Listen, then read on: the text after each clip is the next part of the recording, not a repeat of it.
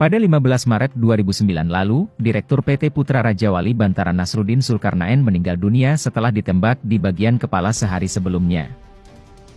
Kejadian tragis dialami Nasruddin ini setelah ia bermain golf di padang golf Modern, Tangerang, Banten.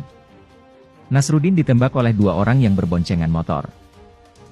Nama Ketua Komisi Pemberantasan Korupsi, KPK, pada waktu itu, Antasari Azhar, muncul sebagai salah satu tersangka dan dalang di balik pembunuhan tersebut.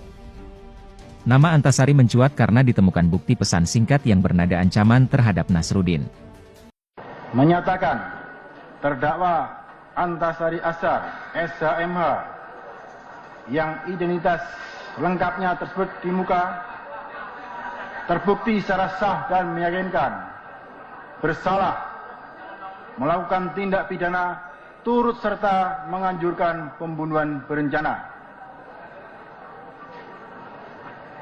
Memidana terdakwa tersebut dengan pidana penjara selama 18 tahun.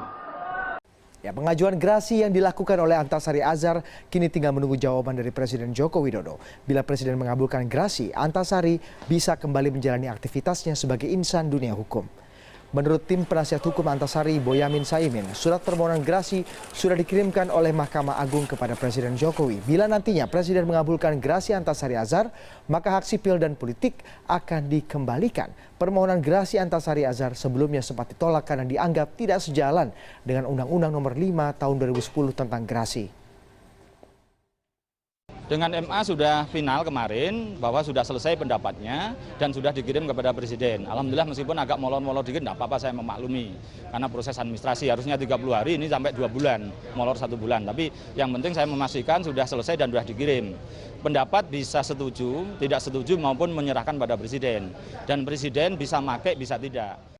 Mantan Ketua KPK Antasari Azhar akan bebas bersyarat hari ini. Meski Antasari mengaku tidak ingin lagi mengusut kasusnya, namun tim pengacara meminta agar pemerintah membongkar rekayasa kasus yang menimpa Antasari Azhar.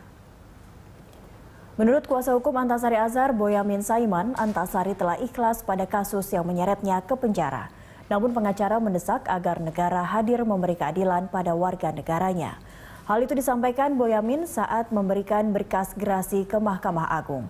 Seharusnya gerasi sudah diberikan sejak September lalu, namun karena keterlambatan Mahkamah Agung, gerasi baru dapat diberikan pada 10 November.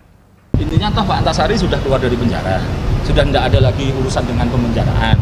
Ini kan urusan hak sipil politiknya aja. Jadi kalau toh nanti Presiden juga harusnya melihat bahwa ini ada rekayasa, ada fitnah, ada terdolimi segala macam. Itulah yang mestinya negara harus hadir dalam bentuk pemberian gerasi dari Presiden. Memang Pak Antasari tidak pernah mengaku bersalah.